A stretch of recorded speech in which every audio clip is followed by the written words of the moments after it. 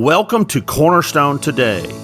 This is a daily moment in the Word designed to help you start your day grounded, steady, and focused on what matters most. Each weekday morning we'll open Scripture together, seeking clarity, strength, and hope for the day ahead.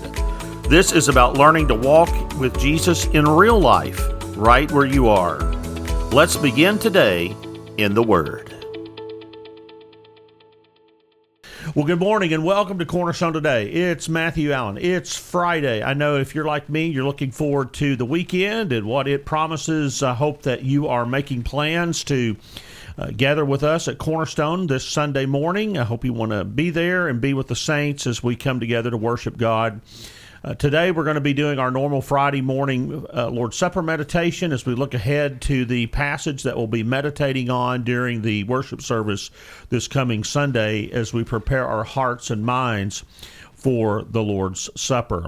This text today is going to be out of 1 Peter chapter 3 and verse 18. Now it's a short verse, but I think it carries the weight of the whole gospel inside of it. And I want you to hear it. For Christ also suffered for sins once for all, the righteous for the unrighteous, that he might bring you to God. He was put to death in the flesh, but made alive in the spirit.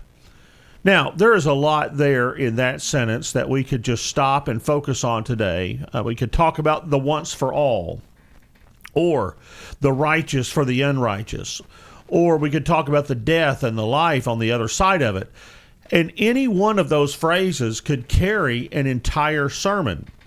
But I want you to notice the little phrase that's tucked right there in the middle, and it's the reason behind everything else. Peter says that he might bring you to God. Now that's the destination. That is where the cross is taking you.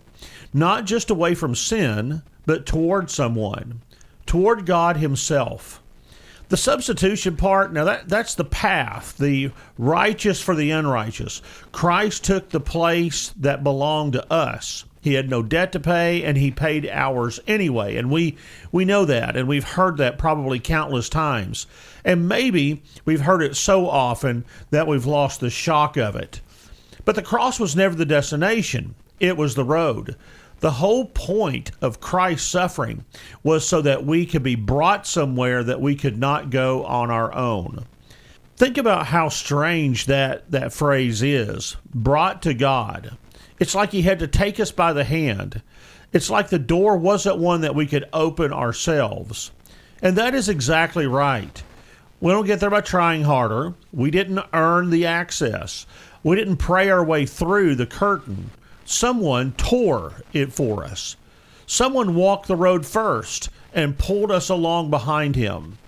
When Peter says, bring you to God, he isn't talking about just a single moment somewhere back in your story. He's talking about a whole new standing, a new place to stand.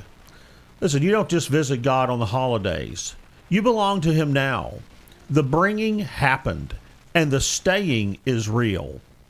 You know, that brings us to the table and what we'll be doing on Sunday together. The table doesn't earn us anything, and it doesn't add a single thing to what Jesus has already finished.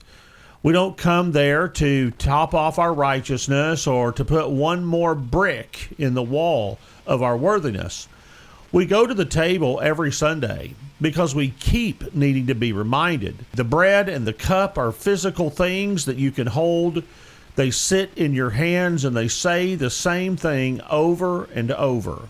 He did this for me, the righteous for the unrighteous, so that I could be brought to God.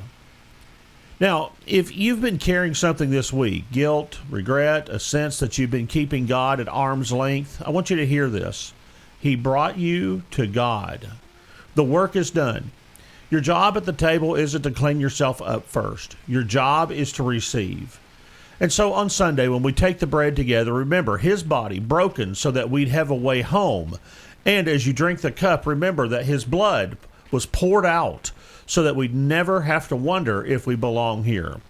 Jesus suffered once for all, And the result of that one suffering is that you and I, get to be brought to God. Not because we figured out how to get there, but because he made the way. I want to thank you for watching Cornerstone today, this week, and right here on this Friday morning. I hope you have a wonderful Friday, a wonderful weekend. We'll see you at church on Sunday. Thanks for spending these moments in the Word today. As you go, remember this: faithfulness is built one ordinary day at a time. Keep walking with Jesus. Keep listening. Keep trusting. God is at work all the time. Join us again every weekday morning for another moment of encouragement and truth here on Cornerstone Today.